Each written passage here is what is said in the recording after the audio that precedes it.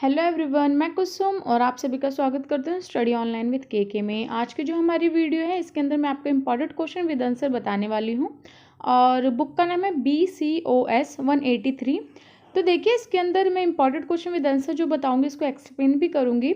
और ये जो बुक है आपके पास या तो BCom जी में होगी या फिर आप BA कर रहे हैं, BA प्रोग्राम कर रहे हैं, आपके पास कोई भी प्रोग्राम हो, बट अगर आपके पास ये सब्जेक्ट है BCOS 183 तो आपके लिए ये वीडियो बहुत ज़्यादा हेल्पफुल रहने वाली है, क्योंकि इसके अंदर मैं आपको ऐसे क्वेश्चंस बताऊंगी जो एग्जाम के पॉइंट ऑफ व्यू से बहुत ज़्यादा इंपॉर्टेंट हैं। तो अगर आप इस वीडियो को अगर अच्छी लगे तो प्लीज़ इसको लाइक शेयर सब्सक्राइब जरूर करना। और अगर आप इसकी PDF लेना चाहते हैं तो मेरे को व्हाट्सअप कर सकते हैं, बट उसके कुछ चार्जेस हैं। तो चलिए आज की वीडियो को हम स्टार्ट करते हैं। हम अपना पहला क्वेश्चन देखते हैं। और देखिए ये जो बुक है आपकी कंप्यूटर से रिलेटेड है पूरी की। कंप्यूटर में जो भी हम चीज़ें देखते हैं, ठीक है, कंप्यूटर से ऊपर है, सारी कंप्यूटर एप्लीकेशन के ऊपर बहुत सारी चीज़ें जो आप भैया आगे आपको पता चलेगी। तो वैसे सबसे पहला क्वेश्चन तो यही बनता है आपके पेपर में कि कंप्यूटर क्या है। ठीक है, वो क्वेश्चन आगे मिलेगा आपको, बट पहला क्वेश्चन यही कंप्यूटर के ऊपर आएगा पहले ही कि कंप्यूटर क्या है, उसकी उपयोगिता क्या है, तो वो सब आता है। तो चलिए फर्स्ट क्वेश्चन इसमें देखते हैं। ऑनलाइन बैंकिंग और वित्तीय में कंप्यूटर की उपयोगिता। कि देखिए जब ऑनलाइन जो हम बैंकिंग करते हैं, ऑनलाइन जो हम अपने ट्रांजैक्शन करते हैं ना, पैसे भेजते हैं ऑनलाइन, ठीक है, या फिर वित्तीय या पैसों से रिलेटेड कंप्यूटर की क्या उपयोगिता है। तो आप सभी को पता होगा जो हम ऑनलाइन ट्रांजैक्शन करते हैं, पैसों को भेजते हैं एक जगह से दूसरी जगह, तो हम बिना इलेक्ट्रॉनिक या बिना किसी उपकरण के तो भेज ही नहीं सकते। ठीक है, तो जाहिर सी बात है उसमें कंप्यूटर का तो बहुत बड़ा रोल है। आप बैंक में जाएंगे तो आपको पता होगा वो किस पे काम करते हैं, बैंक वाले कंप्यूटर पे ही काम करते हैं सारा। ठीक है, कंप्यूटर हो गया, लैपटॉप हो गया, इन्हों पे ही सब काम करते हैं। तो कंप्यूटर तो बहुत ज़्यादा इंपॉर्टेंट हो गया। तो इसमें यही बताया गया है कि इलेक्ट्रॉनिक बैंक, ये बोल रहे हैं नोट बैंकिंग, जिसे हम ऑनलाइन बैंकिंग या इंटरनेट बैंकिंग भी कहते हैं, एक इलेक्ट्रॉनिक भुगतान प्रणाली है जो बैंक या अन्य वित्तीय संस्था के ग्राहकों को वित्तीय संस्था की वेबसाइट के माध्यम से वित्तीय लेन देन की। देखो जो वित्तीय प्रणाली जो है, हम आपको पता है डिजिटलाइजेशन हो गया है, सब कुछ डिजिटली होता है।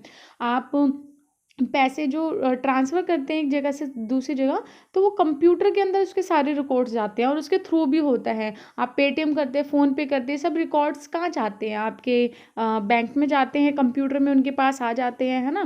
तो वो सब चीज़ें इसमें बताई गई हैं। और आपको पता है पहले तो ऐसे होता था कि हाथ से ही हम जो फिजिकली रूप से हम पैसों का लेन देन करते थे, बट अब ऑनलाइन के थ्रू करते हैं, इसलिए कंप्यूटर का उसमें प्रयोग होता है। आगे, ऑनलाइन बैंकिंग ग्राहकों को उनके नोट बैंक खाते के वित्तीय और गैर वित्तीय लेन देन के बारे में सुविधा प्रदान करता है। आपको पता है ऑनलाइन बैंकिंग क्या करता है कि आपने जो भी पैसा किसी को दिया, उनसे लिया, या फिर कोई भी पैसा आपका कटा बैंक से कहीं पे भी गया, तो वो आपको पूरी उनकी जो इन्फॉर्मेशन है वो प्रदान करता है। कि आपने देखा ही होगा, ऑब्वियस सी बात है, जब आप किसी को पैसा देते हैं लेते हैं, पेटीएम देख लीजिए, फ़ोन पे ले दीजिए, ये ऑनलाइन बैंकिंग ही तो है ये सब। तो आप देखते हैं ना कि आपकी बैंकिंग जब आप डिटेल चेक करते हैं तो आपको पता होता है यहाँ हमने पैसा भेजा, इस नाम से भेजा, ठीक है, ये पैसा हमारा कटा, किस लिए कटा, वो सब उसमें लिखा होता है। तो वो ये सब चीज़ें बता रहे हैं, ऑनलाइन बैंकिंग में ये सब चीज़ें होती हैं। और जो ये आपको एक वेबसाइट भी प्रोवाइड कराते हैं। ऑनलाइन बैंकिंग में क्या होता है कि आपको वेबसाइट भी मिलती है, जैसे कि पंजाब नेशनल बैंक की अपनी वेबसाइट है, कैनरा बैंक की, SBI बैंक की, सबकी अपनी अपनी वेबसाइट है। तो वहाँ पर जाके आप एप्लीकेशन भी डाउनलोड करते हैं, उनकी ऐप भी डाउनलोड करते हैं, वहाँ से आप अपना पूरी वो जो होते हैं ना एंट्री करवाते हैं पासबुक में, तो आप अपनी एंट्री चेक कर सकते हैं, वहाँ से आपके बैंक में कितना पैसा है वो देख सकते हैं, आपने किसको दी, ये सब चीज़ें ये प्रोवाइड कराते हैं। तो वेबसाइट के थ्रू भी आप ये सब चीज़ देख सकते हैं। और ये सब इसके साधन क्या होते हैं इन सब चीज़ों को देखने के? मोबाइल, लैपटॉप, कंप्यूटर, ठीक है, टैब, ये सब चीज़ें होगी, इलेक्ट्रॉनिक जो चीज़ें होती हैं, तो वो सब चीज़ें इसमें बताई गई हैं। बस यही है इसमें। और इसके लाभ हानि भी आप देख सकते हैं। लाभ तो यही है कि आप घर बैठे सारा काम कर सकते हैं, है ना, घर बैठ के ही आप इधर से उधर पैसे भेज सकते हैं, आपको कहीं जाना नहीं पड़ता। और अगर आप हम कभी शॉपिंग करने जाते हैं तो हमारे पास चेंज नहीं होते तो हम फ़ोन से पेमेंट कर देते हैं, ये सब चीज़ें होती हैं। तो लाभ तो बहुत सारे हैं, बट इसके कुछ कुछ हानियाँ भी है, कुछ कुछ क्या बहुत हानियाँ भी हैं। जैसे कि आपको पता है बहुत ज़्यादा फ्रॉड हो रहा है आज के टाइम पे, तो ऑनलाइन पैसे कट भी हो जाते हैं, पैसे कहीं और चल जाते हैं, आपको पता ही नहीं होता, आपने किसी को भेजे भी नहीं है तब भी कट जाते हैं। तो ये फ्रॉड भी हो रहा है। तो इसके फ़ायदे तो ज़्यादा है बट नुकसान भी हैं उतने ही, ठीक है। ये सब चीज़ें बताया गया। और इसके बता रहे कि आप अपने जिसके आंकड़ों को देख सकते हैं कि आपने कितने पैसे भेजे, लेन देन, और इसके आंकड़े, ये सब चीज़ें यहाँ पे बताई गई हैं। ठीक है, इतने करोड़ रुपए का लेन देन हुआ है अब तक, जब से डिजिटलाइजेशन हुआ है ना, जब से ऑनलाइन बैंकिंग आई, तो बहुत करोड़ का लेन देन ऑनलाइन ही हो रहा है। और इसमें फिर यही है कि आजकल हम तकनीकी युग में हैं, तो इसका दुरुपयोग भी बहुत ज़्यादा है। जैसे कि इंटरनेट का बहुत ज़्यादा लाभ है, आपको पता है घर बैठ के कोई भी इंफॉर्मेशन आप ले सकते हैं, बट इसका बहुत ज़्यादा मिसयूज़ भी होता है, ठीक है, और बहुत ज़्यादा फ्रॉड भी होता है। तो वो सब चीज़ें इसमें बताएगी, आप इसको पोस्ट करके ईजिली पढ़ लेना। मैंने आपको ओवरऑल बता दिया कि इस क्वेश्चन में क्या है। अब हम पढ़ेंगे ई वॉलेट का अर्थ क्या होता है। ठीक है, ये पढ़ेंगे भारत में ई वॉलेट को अपनाने में योगदान देने वाले कारकों के बारे में बताइए कि ई वॉलेट क्या होता है। पहले हम देखते हैं, पूरे फुल फॉर्म होते हैं इलेक्ट्रॉनिक वॉलेट। कि इलेक्ट्रॉनिक वॉलेट आपने सुना होगा कि इलेक्ट्रॉनिक पर्स जिसे हम बोलते हैं, फिजिकल रूप से तो हम पर्स अपने पास वॉलेट रखते हैं, बट ये इलेक्ट्रॉनिक रूप से होता है, फिजिकली नहीं होता, ऑनलाइन होता है। जैसे कि आपने देखा ही होगा, आप पेटीएम यूज़ करते हो तो वहाँ वॉलेट होता है ना, एक पेटीएम वॉलेट, तो वो क्या हुआ, ये एक इलेक्ट्रॉनिक वॉलेट हो गया। आपके पास थोड़ी ना हाथ में है, ये हाथ में नहीं है, फ़ोन में, तो इलेक्ट्रॉनिक हो गया। तो उसी में ही आपका लेन देन पूरा होता है, ठीक है। इलेक्ट्रॉनिक के माध्यम से सब कुछ होता है, वही सब चीज़ें इसमें बताई गई है कि बैंक जो है आपके ऑनलाइन पर्स, आप समझ लीजिए ऑनलाइन पर्स, आपका बैंक पूरा आपके ऑनलाइन हो गया ना, पर्स में आ गया पूरा पैसा ऑनलाइन के थ्रू। तो वो सब चीज़ें इसमें बताई जा रही है, तो आप इसको पढ़ सकते हैं, बहुत ईजी है। जो ऊपर मैंने समझाया ना वही पूरा इसमें है, बस इसमें वॉलेट की बात की गई है।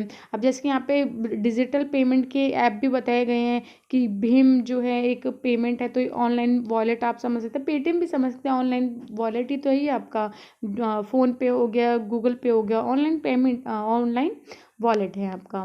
तो यहाँ पे ये सब चीज़ें यहाँ पे लिख रखी है कि बैंकिंग होती है ई वॉलेट, जिसे हम बोलते हैं बैंकिंग, जो और ऑनलाइन बैंकिंग ट्रांजेक्शन करते हैं ना, बैंक टू बैंक थ्रू करते हैं। एक सेमी क्लोज ई वॉलेट होते हैं, क्लोज, ये सब 3 इसके प्रकार हैं। तो अब यहाँ पे इसको बता रखा है कि क्लोज ई वॉलेट क्या होता है। ई कॉमर्स वेबसाइट में किया जाता है, ये ई कॉमर्स वेबसाइट में जो जहाँ पे कस्टमर आसानी से ज़रूरत के सामान को खरीदारी कर सकते हैं। जैसे कि हम ऑनलाइन जो भी चीज़ें मंगाते हैं वो ई कॉमर्स वेबसाइट है, तो वो ई वॉलेट हो गया आपका क्लोज्ड ई वॉलेट, ठीक है। तो इसमें क्या है कि आप ऑनलाइन जो भी खरीदारी करते हैं। सेमो क्लोज्ड ई वॉलेट क्या होता है, इस प्लेटफॉर्म में आप पेमेंट भरने के लिए कर सकते हैं, इसमें एक निश्चित रकम फिक्स की जाती है। जैसे कि आप कोई भी किसी को पैसे, आप किसी संस्था होगी, किसी भी को भी आप पैसे देते हो कोई फिक्स अमाउंट में, तो वो आपका सेमी ई वॉलेट हो गया। बैंकिंग में तो आपको पता ही है, बैंक के जो कस्टमर होते हैं, हम जैसे कि हैं, तो बैंक में बैंक टू बैंक जो भी हम अपना पैसा ट्रांसफ़र करते हैं, तो वो हो गया। तो ये बहुत ईजी है, तो आप आराम से पढ़ लोगे पॉज करके। मैंने ओवरऑल आपको इसमें समझा दिया है, और ये पॉइंट जो इसमें दे रखे हैं ज़रूर से याद करना है, एग्ज़ाम में उसको ही एक्सप्लेन करना, ताकि ज़्यादा पेज भी भर सकें आपके, ज़्यादा से ज़्यादा आप लिख सको और अच्छे से अच्छे आइडिया उसमें ऐड कर सको। फिर ऑनलाइन पेमेंट के द्वारा द्वारा क्या खरीदा जा सकता है। देखिए ऑनलाइन पेमेंट के द्वारा तो आप सब कुछ खरीद सकते हैं, कुछ भी ले लीजिए, बिल ले लीजिए, रिचार्ज ले लीजिए, अपना ग्रोसरी सामान ले लीजिए, खाने पीने की चीज़ ले लीजिए, सब कुछ खरीदा जा सकता है। कैसे हम डिजिटल वॉलेट का इस्तेमाल ई कॉमर्स साइट पे कर सकते हैं, तो यहाँ पे बता रखे कि कैसे कर सकते हैं। पहले लॉगिन करिए, फिर अपना कार्ड ऐड करना है, फिर सिलेक्ट करना है कौन सा पेमेंट करना है आपको। ये तो आपको पता ही होगा कि आप कैसे करते हैं, आपको पता है ना, अपना कार्ड वूड ऐड करते हैं, पिन कोड डालते हैं, सब कुछ करते हैं, फिर उसके बाद पेमेंट कर देते हैं, हो गया डिजिटल वॉलेट। तो ये सब तो आप पढ़ भी लेंगे, तो इसको पोज करके आप पढ़ लेना। मैं नेक्स्ट क्वेश्चन बता देती हूँ आपको। MS वर्ड की महत्वपूर्ण विशेषता। MS वर्ड आपने सुना होगा, MS वर्ड के बारे में बताना कि MS वर्ड होता क्या है। पूरी दुनिया इसमें सिमटी हुई है, MS वर्ड जो होता है, ठीक है। MS वर्ड दुनिया में सबसे ज़्यादा उपयोग में लाने वाला सॉफ्टवेयर है। सॉरी, MS वर्ड मैं कुछ और समझ गई थी। MS वर्ड होता है जो कंप्यूटर में आप MS वर्ड होता है ना, उसके बारे में बात हो रही है इसमें। MS वर्ड में हम क्या कहते हैं, टाइपिंग करते हैं और ड्राइंग्स बनाते हैं, शीट्स बनाते हैं, ठीक है, ये MS वर्ड में आता है। वो सब चीज़ें इसमें बताई गई हैं। तो आपको कंप्यूटर के बारे में पता होगा, तो आपने अगर कंप्यूटर का कोर्स किया होगा तो वहाँ MS वर्ड भी सबसे पहले ही होता है। बेसिक जब हम कंप्यूटर सीखते हैं तो MS वर्ड सबसे पहले आता है। तो वही इसमें बताया गया, टाइपिंग का प्रयोग किया जाता है, हम वहाँ पे ड्राइंग्स बनाते हैं, हम चार्ट्स बनाते हैं, या फिर शीट्स भी बनाते हैं उसमें MS वर्ड में। तो वो सब चीज़ें इसमें बताई गई हैं, ठीक है। तो MS वर्ड के अब यहाँ बताएं कि आप इसको वैसे पोस्ट करके पढ़ लेना कि डॉक्यूमेंट ये सब चीज़ें भी उसमें होती हैं, बनाई जाती हैं। ठीक है, घर बैठ के आप ये सब काम कर सकते हैं इजीली। अगर आपके पास कंप्यूटर लैपटॉप है तो आप घर पे ये सब काम कर सकते हैं। अब MS वर्ड के माध्यम से वेबसाइट से संबंधित फाइल बनाना बहुत ही इजी हो गया है। ठीक है, MS वर्ड के थ्रू आप अपना फाइल बना सकते हैं, अपनी रिज्यूमे बना सकते हैं, अपना CV बना सकते हैं, सब कुछ बना सकते हैं MS वर्ड से। तो आप बहुत सारे काम करते हैं, तो वो सब चीज़ इसमें है। फिर डॉक्यूमेंट में जो HTML होता है, ठीक है, इसकी फुल फॉर्म यहाँ लिखी है। फिर ये इसका भी आप अपना ब्राउज़र बना सकते हैं या इसमें काम कर सकते हैं। तो MS वर्ड में जो भी वर्क है वो सब चीज़ें इसमें बताएगी, तो आप इसको भी पढ़ लेना। मैंने तो आपको ओवरऑल बता ही दिया कि इसमें क्या क्या चीज़ें बना सकते हैं और घर बैठ के सारा काम कर सकते हैं। ठीक है, और आप क्या कहते हैं, कोई ऑफिस वर्क करें वो भी इससे कर सकते हैं। इसकी विशेषताएं बताई गई है कि इसकी आंतरिक विशेषता क्या होती है, तो वो आप यहाँ से देख लेना कि आप भाषा में संबंधित सेटिंग कर सकते हैं कि आपकी जो भी लैंग्वेज आप चुनना चाहते हैं वो MS वर्ड में दी होती है। MS वर्ड में बहुत तरीके की लैंग्वेज होती है, हिंदी, इंग्लिश, गुजराती, तमिल, बहुत सारी। तो आप वहाँ से कोई भी सिलेक्ट कर सकते हैं जाके। अगर आपको इंग्लिश करनी है, हिंदी करनी है, वो सिलेक्ट करके आप अपना कार्य स्टार्ट कर सकते हैं। ठीक है, और MS वर्ड में फिर ये जो टूल्स के बारे में भी बताएगी, कौन कौन से वहाँ पे टूल्स होते हैं, कौन कौन से टूल्स डले हुए होते हैं। तो जब भी हम कंप्यूटर ऑन करते हैं, MS वर्ड चलाते हैं, तो ऊपर एक रिबन बार जिसे बोलते हैं वो आता है, टाइटल आता है। तो उसके अंदर बहुत सारे ऑप्शंस होते हैं, जैसे कि आप अपना फ़ॉन्ट चेंज कर सकते हैं या फिर कलर ले सकते हैं या फिर साइज़ को इंक्रीज डिक्रीज कर सकते हैं, ये सब चीज़ें होती हैं। तो वही इसमें बताई गई हैं कि आप अपनी जो भी डायग्राम बनाने हैं 3D शेप में कर सकते हैं, वहाँ से कोई भी शेप उठा सकते हैं, ट्रायंगल, रेक्टेंगल, यहाँ पे ऑप्शन होते हैं सारे। अगर आपके पास लैपटॉप, कंप्यूटर कुछ है तो आपको दिख जाएगा। आप MS वर्ड ओपन करना, वहाँ पे रिबन बार में बहुत सारे ऑप्शन होते हैं, वो सब आप वहाँ पे एक्सप्लेन कर सकते हैं। अगर MS वर्ड का क्वेश्चन आपका आ गया तो वो सब आपको वहाँ लिखना होता है। ठीक है, और उसमें क्या होता है, फॉन्ट का होता है, मैंने बता दिया। कलर्स आप ले सकते हैं, शेप ले सकते हैं, लैंग्वेज ले सकते हैं और साइज़ ले सकते हैं, इंक्रीज डिक्रीज, पेज का साइज़ ले सकते हैं, प्रिंट आउट निकलवा सकते हैं, बहुत सारी चीज़ें जो मैंने आपको बता दी हैं। तो वही सब चीज़ें इसमें बताई गई हैं, तो आप बस इसको पोस्ट करके पढ़ लेना। और हाँ, मेल मर्ज भी होते हैं कि आप मेल को मर्ज कर सकते हैं किसी के साथ। ठीक है, आप वहाँ पे लिंक हाइपन होता है कि आप लिंक वहाँ पे शेयर कर सकते हैं किसी भी अपने डॉक्यूमेंट का। तो वो सब चीज़ें इसमें बताई गई हैं। नेक्स्ट क्वेश्चन हमारा देखते हैं, यूट्यूब व्यवसायों के लिए कैसे उपयोगी है। अब देखिए यूट्यूब के बारे में, आप अभी ये वीडियो किससे देख रहे हैं, यूट्यूब से देख रहे हैं, तो आपको तो पता होना चाहिए कि यूट्यूब व्यवसाय, बिजनेस के लिए कैसे उपयोगी है। तो देखिए अभी मैं क्या कर रही हूँ, आपको पढ़ा रही हूँ, मैं आपको एजुकेशन दे रही हूँ। ठीक है, तो ये एक तरीके का मेरा व्यवसाय हो गया, क्योंकि मैं टीच कर रही हूँ, तो मैं टीचर हुई, तो मेरा व्यवसाय टीच है। ठीक है, तो मैं आपको पढ़ा रही हूँ, मेरा व्यवसाय, तो उपयोग हुआ ना यूट्यूब पे। तो इसी प्रकार से जो आप जैसे कि डांस की वीडियो डालते हैं, तो ये आपके लिए भी एक व्यवसाय के रूप में हुआ, क्योंकि वहाँ से आप इनकम भी तो कर रहे हैं। ठीक है, अगर मैं वीडियोस डाल रही हूँ, इस पर बहुत सारे लाइक, सब्सक्राइब, बहुत सब चीज़ें, तो इस पर फिर मेरे को इनकम भी आती है, कुछ रिसोर्स वहाँ से मिलते हैं। तो ये व्यवसाय के रूप में हो गया एक। आप डांस कर रहे हैं, उसकी वीडियो डाल रहे हैं, तो उससे कुछ पैसा मिलता है जब बहुत सारे लाइक, सब्सक्राइबर ये सब हो जाते हैं। ठीक है, प्लस आप अपनी इन्फॉर्मेशन शेयर कर सकते हैं। तो यूट्यूब तो एक पूरा बहुत वास्ट बिजनेस के रूप में आप उपयोग कर रहे हैं आजकल के टाइम पे। जो भी फिजिकल रूप में होता था अब सब ऑनलाइन यूट्यूब पे हो रहा है। आपको पता होगा, आप इंस्टीट्यूट पहले जाते थे, वो अब ऑनलाइन पढ़ाते हैं। आप पहले क्या कहते हैं, कोई गेम खेलने हम स्कूल के बाहर जाते थे, गेम्स होती थी, बट अब यूट्यूब पे ही हम देख लेते हैं जो भी है। पहले हम टीवी में सब चीज़ देखते थे, अब यूट्यूब पे देख लेते थे। तो एक व्यवसाय हो गया और बहुत वास्ट व्यवसाय, बहुत बड़ा है। ठीक है, तो यहाँ पे सब चीज़ें वही बताइए जो मैंने आपको बता दी। पहले हम जो फिजिकली रूप से करते थे, चीज़ें देखते थे, अब यूट्यूब के माध्यम से करते हैं, अपना इंटरटेनमेंट यूट्यूब के माध्यम से करते हैं। ठीक है, पहले हम खेलने जाते थे कहीं फिजिकली रूप से, बट अब यहाँ पे यूट्यूब से ही हम अपना मनोरंजन कर लेते हैं, तो हमें कहीं जाना नहीं पड़ता। बट ये एक बहुत बैड हैबिट है सबके लिए, क्योंकि इससे क्या होता है, फिजिकली रूप से इंसान जो है वो कमज़ोर होता है, क्योंकि फ़ोन पूरे दिन चलाना है, फिर फ़ोन से ही सब चीज़ करना, इससे हम बाकी एक्टिविटी छोड़ देते, तो हमारे लिए बहुत इसके नेगेटिव इम्पैक्ट भी है। वो तो बात की बात है, बट मैंने इसमें बता दिया आपको क्या क्या चीज़ें हैं।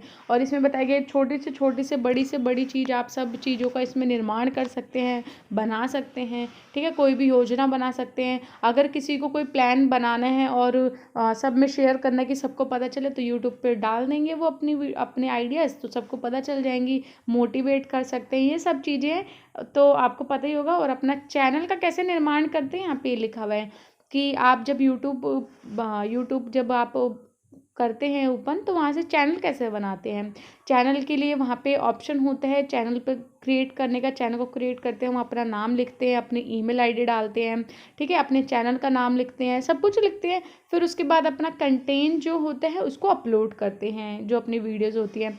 तो वो सब चीज़ें इसमें बताएगी कि स्टेप बाय स्टेप क्या होता है, तो आप पढ़ सकते हैं। उसमें ये भी पूछा जाता है कि आप एजुकेशन देना चाहते हैं, इंटरटेनमेंट है, आप किस बच्चों को देना चाहते हैं, कि 18 से बिलो है, अबाव है, ये सब चीज़ें वहाँ पूछी जाती है। तो आपको वहाँ सब चीज़ पे ऑप्शन पे क्लिक करने के बाद आपका चैनल बनता है। तो वो सब चीज़ें इसमें बताई गई हैं। और आप किस किस चीज़ों का इसमें यूज़ करना चाहते हैं, इसमें बहुत सारे टूल्स होते हैं, तो आप कौन कौन से टूल्स का यूज़ करना चाहते हैं, तो वो सब चीज़ें भी इसमें बताई गई हैं। तो आप इसको पॉज करके पढ़ लेना। इसमें फिर क्या होता है, हम जब चैनल्स बना लेते हैं तो वीडियो के बीच में एड्स आती है। आपको पता होगा, आप मेरी वीडियो देख रहे हो तो बीच में एड्स आएंगी। तो एक एड्स जो होते हैं वो ही एक वो होता है इसमें, कि अगर ऐड आ रही हैं आपके चैनल में, तो वहीं से जो है इनकम होती है, और कोई इसमें जरिया नहीं होता। इनकम किससे होती है, ऐड से। और ऐड जो है लोग ऐड करवाते हैं अपने चैनल को प्रमोट करने के लिए, या फिर किसी भी चीज़ की ऐड जो आती है चैनल्स पे, वो सब चीज़ें बताई जा रही है। जब मोनेटाइजेशन हो जाता है आपका यूट्यूब चैनल, तो फिर ये सब चीज़ें होती हैं। तो आप इसको पॉज करके पढ़ लेना। और इसमें भी बताया कि इसमें माइक्रोफोन होता है वीडियो को बनाने के लिए, ठीक है। आपको बहुत सारी चीज़ें दी गई होती है इसमें, जैसे कैमरा हो गया, माइक्रोफोन हो गया, लाइव हो गया, लाइव भी बना सकते हैं आप। तो सब चीज़ें इसमें बताई गई हैं। आप ये सब पॉज करके पढ़ लेना, बहुत ईजी है।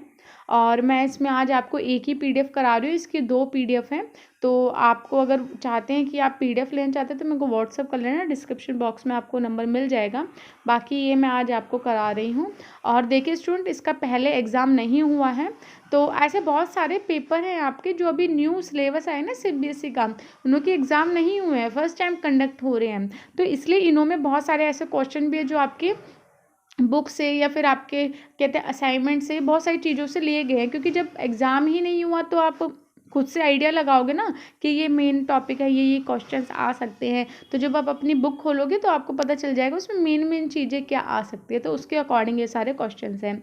तो आप इसको पढ़ लेना कि यूट्यूब के ऊपर पूरा हो गया। पेरोल विवरण के बारे में बताना है कि वो क्या होता है, आप उससे क्या समझते हैं। तो हम पहले इसका अर्थ जान लेते हैं।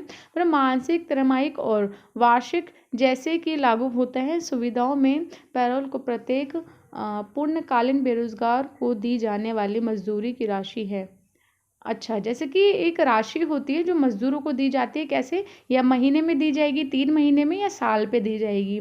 जो भी काम कर रहे हैं जो भी लोग, उनको मज़दूरी दी जाती है, मतलब पैसा दिया जाता है। इस तरह के अन्य प्रलेखन को यथोचित रूप से निर्धारित किया जाता है। कंपनी की वित्तीय स्थिति को बनाए रखने जारी करने वाली नई स्थितियों की संख्या के करने की,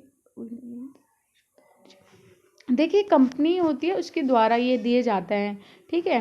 और ये जो ज़रूरतें पड़ती हैं ना इंसानों को, जो भी मज़दूर होते हैं, उनको अगर कुछ ज़रूरत पड़ती है तो कंपनी उसको हायर करती है, फिर उनसे काम वाम करा के फिर ये अपना पैसे देती है, ये मज़दूरी देती है। तो वही सब चीज़ें इसमें हैं। और आपको मैंने बता दी कि 3 महीने पे, साल में, या हर महीने पे ऐसे दी जाती है।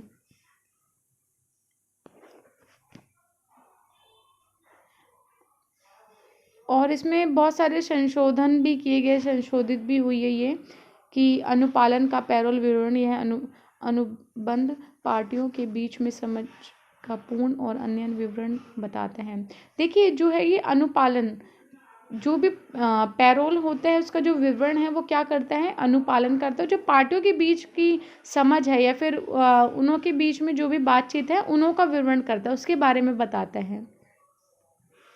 और यहाँ पे बता रही लिखित हो सकता है, मौखिक हो सकता है, किसी भी प्रकार से ये हो सकता है। और इसमें दोनों जो पक्ष होते हैं, पार्टियां जो होती है, वो सुपर कोड यहाँ पे यूज़ करती हैं। तो यहाँ पे फिर भुगतान के बारे में सब किया गया है, तो यहाँ से आप इसको एक बार पढ़ लेना पोस्ट करके, छोटा सा आंसर है इसका। अब व्यवसाय में कंप्यूटर के क्या लाभ हैं। अभी मैंने आपको जैसे सबसे पहला क्वेश्चन था ना ऊपर कि व्यवसाय में कंप्यूटर के लाभ बताए, वहाँ बैंकिंग में था पर यहाँ व्यवसाय में है। अब आपको मैं बिना पढ़े एक नॉर्मल सी चीज़ बता देती हूँ, आप कोई भी काम कर रहे थे वहाँ कंप्यूटर का यूज़ है या नहीं है, आपको तो पता ही होगा। बैंक में कंप्यूटर का यूज़ होता है, आप किसी एजुकेशन सेक्टर में जाते हैं कंप्यूटर का यूज़ होता है, हॉस्पिटल में जाते हैं कंप्यूटर का यूज़ होता है, किसी कंपनी में जाते हैं कंप्यूटर का यूज़ होता है, और स्कूल्स में तो होता ही है, मैंने आपको बताया। लाइब्रेरी में जाते हैं कंप्यूटर का यूज़ होता है। मतलब कंप्यूटर का यूज़ हर एक सेक्टर में होता है आज की तारीख में। पहले के टाइम पे चाहे ना होता हो, पर आज की तारीख में, आज की डेट में कंप्यूटर का यूज हर एक सेक्टर में होता है। और जब से कोरोना आया तब से तो और ज़्यादा डिजिटलाइजेशन हो गया, और ज़्यादा कंप्यूटर का यूज़ होने लगा। तो वही इसमें बताया जा रहा है कि किस किस तरीके से कंप्यूटर का यूज़ होता है, ठीक है। और बहुत सारे सॉफ्टवेयर का यूज़ होता है, टैली का, माइक्रोसॉफ्ट का, आपका बिजी का, बहुत सारे ऐसे सॉफ्टवेयर है, ग्राफिक डिज़ाइन का। ये सब सॉफ्टवेयर है जो कंप्यूटर में यूज़ किए जाते हैं। आप समझ लीजिए कोई कोई व्यक्ति है जो मूवीज़ बनाता है, वो ग्राफिक डिज़ाइन करेगा, ठीक है, कोड रोल करेगा, ये सब चीज़ें करेगा, ठीक है, 3D एनिमेशन का कोर्स करेगा, तो वो यहाँ पे यूज़ करेगा। कोई अगर अकाउंट या बैंकिंग सेक्टर में जाता है तो वहाँ टैली का यूज़ होगा, बिजी का यूज़ होगा, ठीक है, GST का, ये सब यूज़ होंगे। तो वही सब चीज़ें इसमें बताई गई है, मैंने आपको शॉर्ट में बता दी हैं। तो आप इसको पॉज करके पढ़ लेना कि हमारे कंप्यूटर का यूज़ किस किस सेक्टर में होता है, क्यों होता है, और क्या होता है कि कंप्यूटर का यूज़ जब होता है तो हम अपने जो भी कस्टमर है उसकी पूरी डिटेल, कस्टमर का नाम, ID, सब चीज़ उसमें हम स्टोर करके रखते हैं। पहले के टाइम पे क्या होता था, हम कॉपीज़ बनाते थे, रजिस्टर बनाते थे, वो डैमेज हो जाते थे, जल जाते थे, फट जाते थे, चूहे कुतर लेते थे, या दीमक लग जाती थी, ठीक है। तो इसलिए वो जो डॉक्यूमेंट्स थे वो हमें मिलते नहीं थे सही से। हम बहुत सालों बाद देखें तो वो सही सलामत नहीं मिलते थे, और वो जो सेफ भी नहीं है, आप रजिस्टर में बना रहे हैं। बट अगर आप कंप्यूटर में सारी चीज़ें रख रहे हैं तो वो आपकी बहुत लंबे समय तक सेफ रहेगी, ठीक है। अगर वो समझ लीजिए कंप्यूटर ख़राब हो भी गया तो वेबसाइट पे सेव रहेगी, जीमेल पे सेव रहेगी। आप जब भी किसी भी कंप्यूटर में वो ईमेल, वो सब चीज़ें डालेंगे, वापस से वो सब चीज़ें आ जाएंगी। तो ये इसके बेनिफिट हैं। तो ये सब चीज़ें इसमें बताई गई हैं। विपणन और विज्ञापन पूछा गया, इन दोनों के बारे में इसमें बताना है।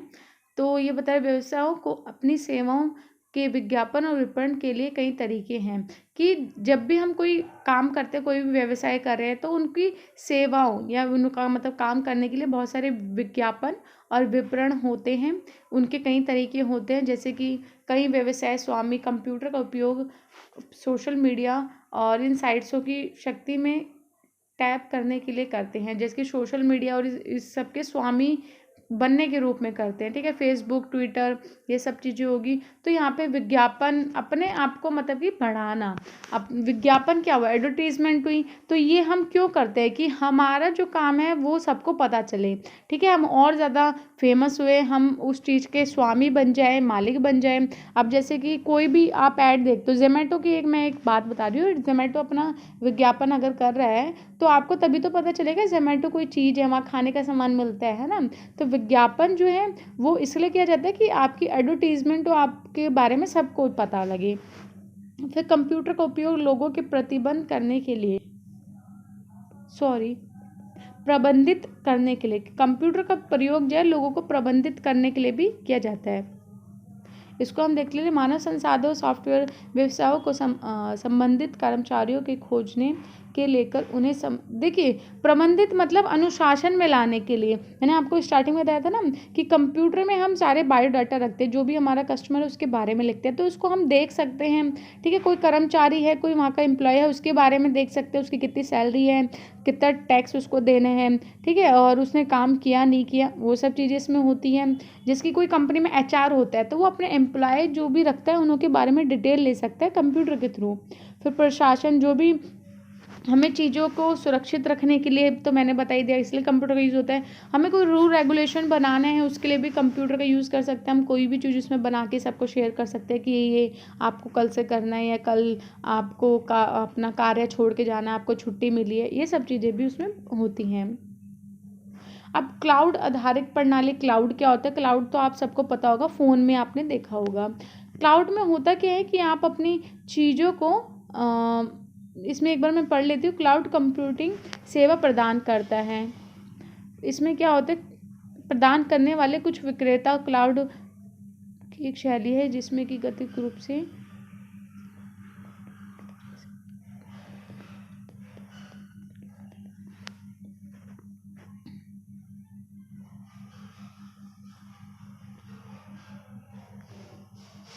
देखिए, क्लाउड जो होता है वो अपने कस्टमर को एक सुविधा प्रदान करता है जिसमें कि वह अपने ज्ञान या अपनी तकनीकी या जो भी उनका काम है उस पे वो नियंत्रण रख सके। ठीक है, मतलब अपनी चीज़ों को सुरक्षित रख सके, ये आप समझ सकते हैं कि जो भी क्लाउड में आप अपनी चीज़ों को सेव भी कर सकते हैं, सुरक्षित रख सकते हैं, उसमें कोई इंटरफेयर नहीं करता है, तो ये क्लाउड में होता है।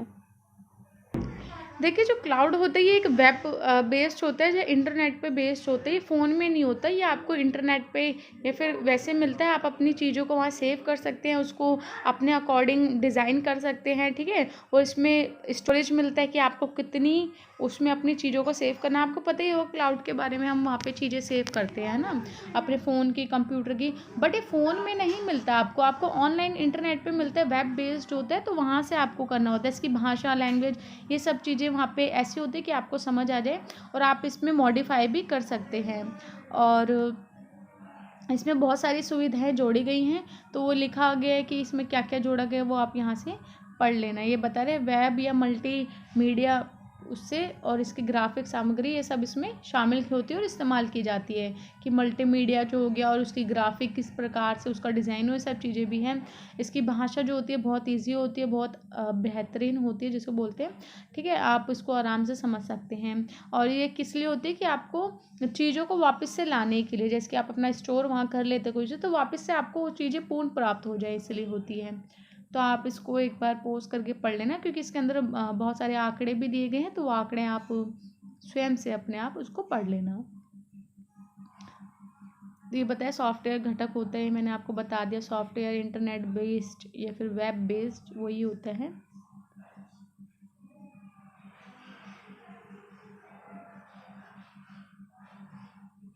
देख लीजिए, बाकी इसको आप पढ़ लेना। एनिमेशन के विभिन्न लोकप्रिय रूप क्या हैं? देखिए, एनिमेशन तो आपको पता होगा। एनिमेशन जब कोई, जैसे कि हम कोई कार्टून मूवी देखते हैं, एनिमेशन पे ही बनती है ना, कोई भी चीज़ है एनिमेशन पे ही होती है।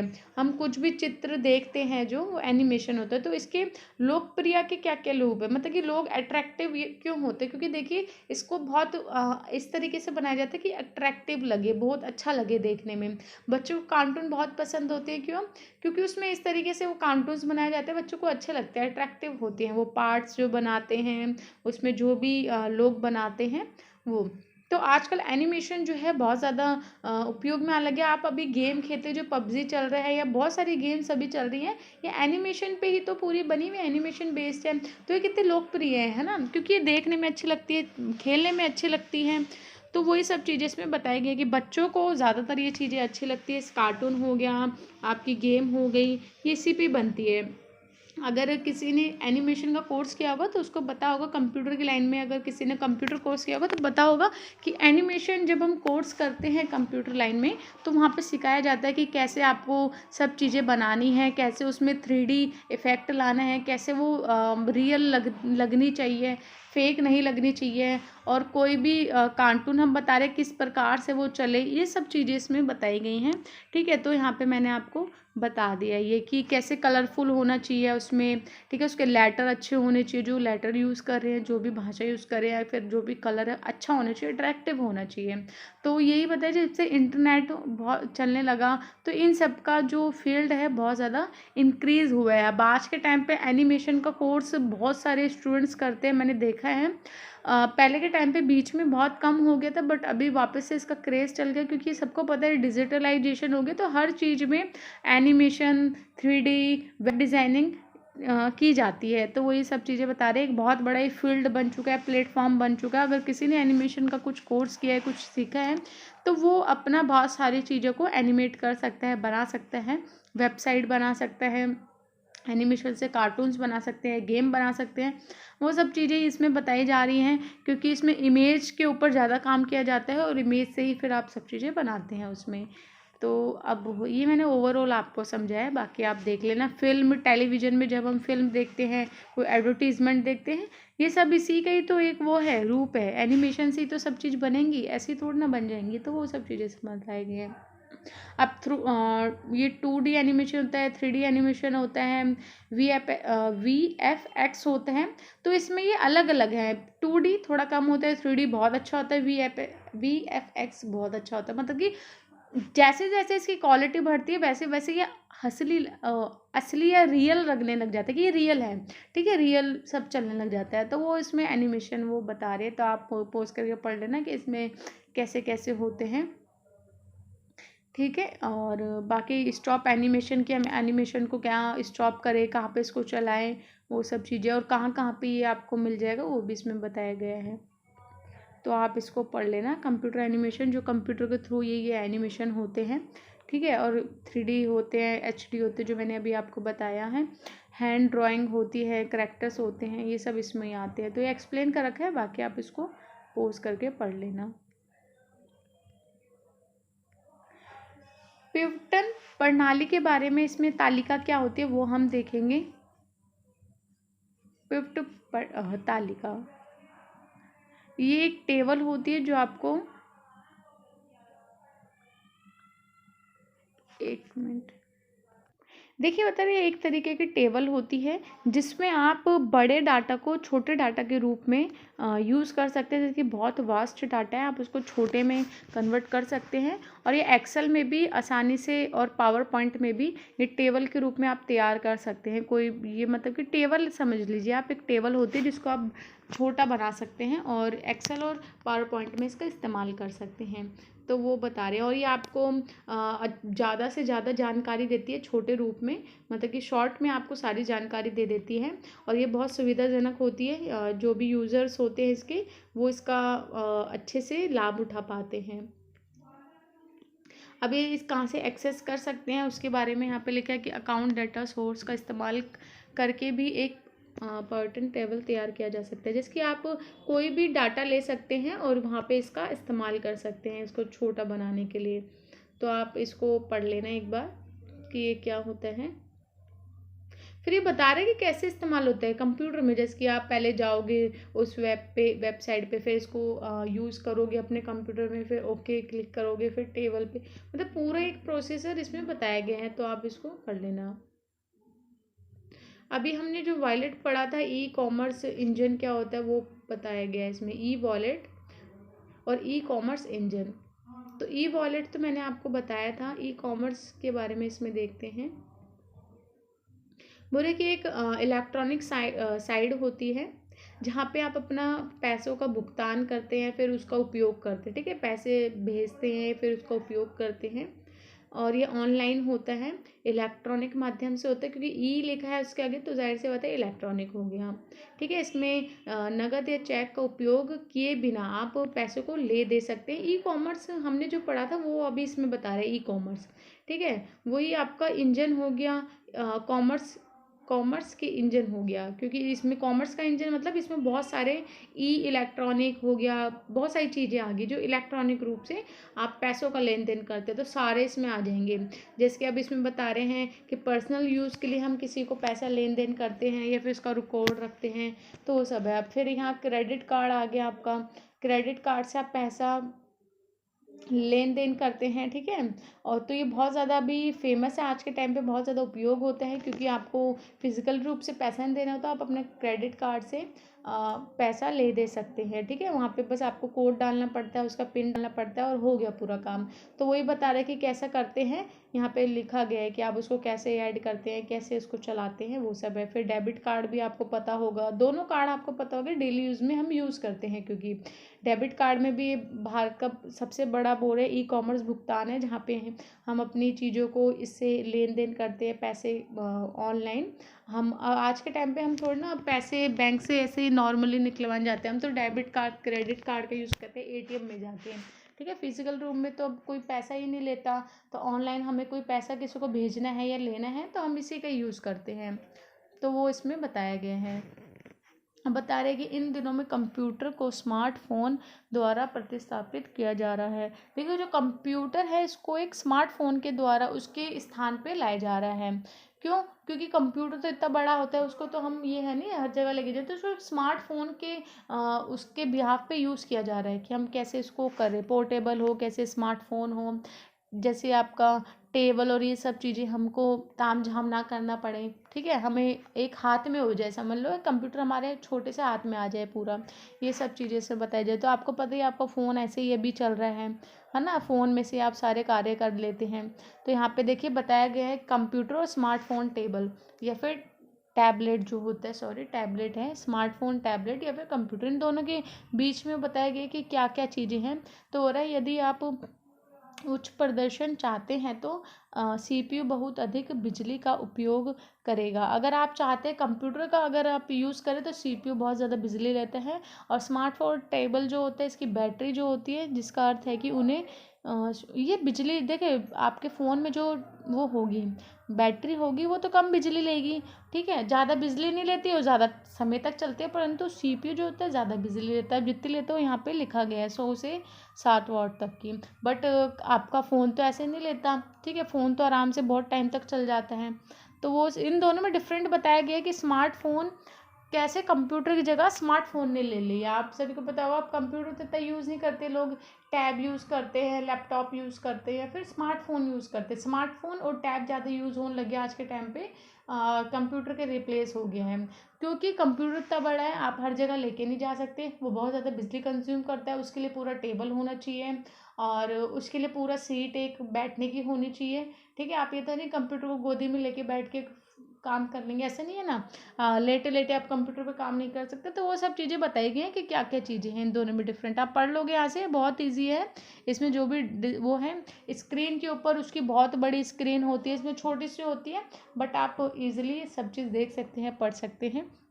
उनों के साइज़ के बारे में बताया गया, इनों में डिफरेंट बताया गया कि उसमें क्या होता है, इसमें क्या होता है, साइज़ में अंतर, उनों के फीचर्स में अंतर, सब चीज़ें बताई गई हैं। तो आप वो सब इसका पढ़ लेना कि इसमें कितना स्टोरेज होता है, कितना गीगाबाइट आप स्टोर कर सकते हैं, भंडारण जिसे बोलते हैं, इसमें कितने, ये 64 GB तक होता है, और ये तो बहुत ज़्यादा 250 गीगाबाइट तक होता है। आपको पता ही होगा कि हाँ, इसमें ये प्लस पॉइंट है कि आप कंप्यूटर में बहुत सारी चीज़ों को सेव कर सकते हो बहुत लंबे टाइम तक के लिए, बट फ़ोन में कम मिलती है आपको स्टोरेज, ज़्यादा नहीं मिलती है, ठीक है। तो यहाँ पे आप बताया गया है। फिर है कनेक्टिविटी हो गया कि आप किस किस से कंप्यूटर को जोड़ सकते हैं, आप ऑनलाइन सारी चीज़ें देख सकते हैं उससे। कनेक्टिविटी यहाँ पे बताई गई, सीपीयू हो गया, मदरबोर्ड हो गया, ये सब चीज़ें होती है, बट इसमें ऐसा नहीं होता है।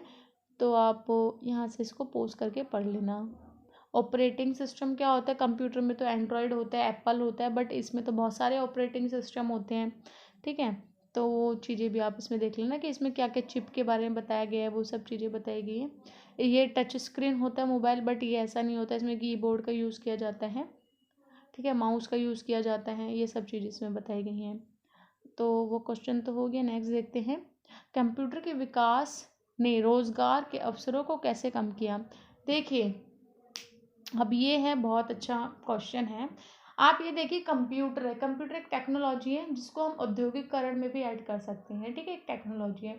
जो काम पहले आप फिजिकली रूप से करते थे उसमें बहुत सारे लोगों की ज़रूरत पड़ती है, बट अगर वही काम अगर आप ऑनलाइन फिजिकल रूप से करते थे तो उसमें बहुत सारे लोगों की ज़रूरत पड़ती है, बट आप वही काम ऑनलाइन कर रहे हैं तो उसमें ज़्यादा लोगों की ज़रूरत ही नहीं पड़ती।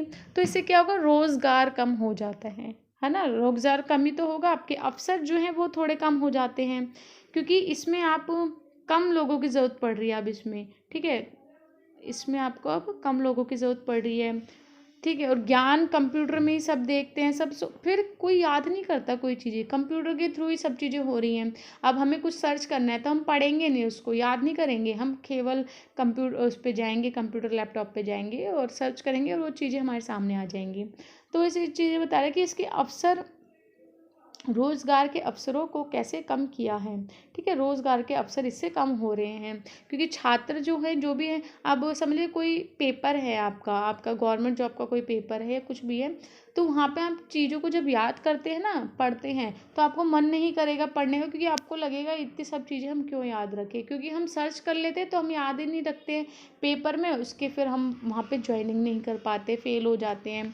तो यही है कि कंप्यूटर जब से आया, सब चीज़ें हम ऐसे सर्च कर लेते हैं, ईजिली हमको मिल जाती है, जिसके कारण हम मेहनत नहीं करते हैं। तो वही सब चीज़ें इसमें बताई गई हैं कि छात्रों में किस प्रकार से ऐसा है कि पढ़ नहीं रहे हैं अब पहले की जैसे, ठीक है, फ़ोन का, कंप्यूटर का ज़्यादा यूज़ होता है, वहीं पर ही सारी चीज़ें सर्च हो जाती हैं, तो डिस्ट्रैक्ट होता है सब चीज़ें, तो वो यहाँ पे बताया गया है। नेक्स्ट क्वेश्चन है, एक शोध परियोजना का प्रस्ताव करने वाला एक दस्तावेज है। मतलब जो हम शोध करते, कोई भी रिसर्च करते हैं तो एक परियोजना है, पूरी एक वो है, तो उसके बारे में इसमें बताना है कैसे है, ठीक है। शोध प्रस्ताव मतलब रिसर्च जो दस्तावेज होते हैं उसके बारे में बता रहे हैं। तो इसमें हम देखते हैं, एक प्रस्ताव एक योजना है जो आप करने की कोशिश करते हैं। प्रस्तावना क्या होते हैं, एक योजना या एक प्लानिंग होती है जो आप करने की कोशिश करते हैं कि हमें ये काम करना है। आप किसी को बता रहे हैं, आमतौर पर एक प्रोफेसर या एक बॉस, जिसे आप साबित या नापसंद करने की कोशिश करने जा रहे हैं। उदाहरण के लिए, यदि मैं कैंसर को ठीक करने के तरीके के बारे में शोध करता हूँ तो वह वही है जो मैं अपने प्रस्ताव में लिखता हूँ। देखिए प्रस्ताव में क्या हो गया कि समझ लीजिए मैंने कोई शोध किया, कोई रिसर्च की, ठीक है, किसी भी टॉपिक के ऊपर कोई रिसर्च की, मेरे को न्यू चीज़ पता चली तो मैंने अपने डॉक्यूमेंट में लिख ली, तो वो हो गया आपका शोध प्रस्ताव, ठीक है। और अगर हम कोई चीज़ें हम स्टार्ट करने ही जा रहे हैं, योजना बनाने जा रहे हैं, वो प्रस्ताव हो गया खाली। तो डिफरेंट यहाँ पे यही है। तो बाकी आप इसको पॉज करके पढ़ लेना, ये इजी सही है। तो हम जो रिपोर्ट पूरी बनाते हैं, शोध मतलब ही रिसर्च होता है, तो उसमें हम क्या क्या करते हैं, हम रिसर्च करते हैं, रिपोर्ट बनाते हैं, डाटा लेते हैं, ठीक है, फिर उसको एक पूरे उसमें बुक में लिखते हैं, फिर उसको प्रेजेंटेट करते हैं कि वो सही है नहीं है, तो ये सब चीज़ें इसमें लिखी गई हैं। तो इसमें हमें इसका लास्ट में फिर निष्कर्ष निकलता है, और ये बहुत लंबा प्रोसेसर होता है, कोई छोटा सा नहीं होता। जब हम पीएचडी करते हैं तो ये सब चीज़ें होती हैं, हमें वहाँ पे रिसर्च करनी होती है चीज़ों की। तो पीएचडी जो है वो 4 से 5 साल लग जाते हैं पीएचडी होने में, इसलिए क्योंकि आप किसी चीज़ के ऊपर रिसर्च कर रहे हैं, सब जगह जाते हैं, ब्यौरा लेते हैं, सब चीज़ करते हैं, तो वो सब चीज़ें हैं इसमें। अब इसमें आपको अंतर बताना है ऑनलाइन डिजिटल कंप्यूटर में, और इसमें आपको डिफरेंट बताना है। एनालॉग कंप्यूटर और डिजिटल कंप्यूटर में क्या डिफरेंट है।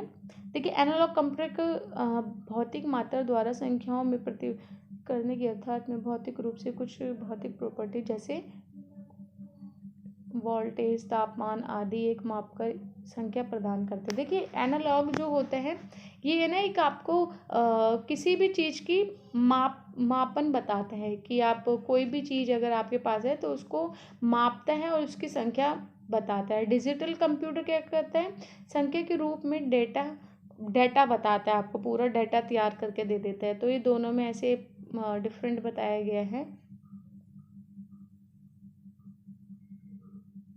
पूरे एनालॉग जो होता है वो सिंगल किसी चीज़ को प्रोसेस कर सकता है, ये नहीं कि बहुत सारी चीज़ों को एक साथ प्रोसेस नहीं कर सकता, चला नहीं सकता।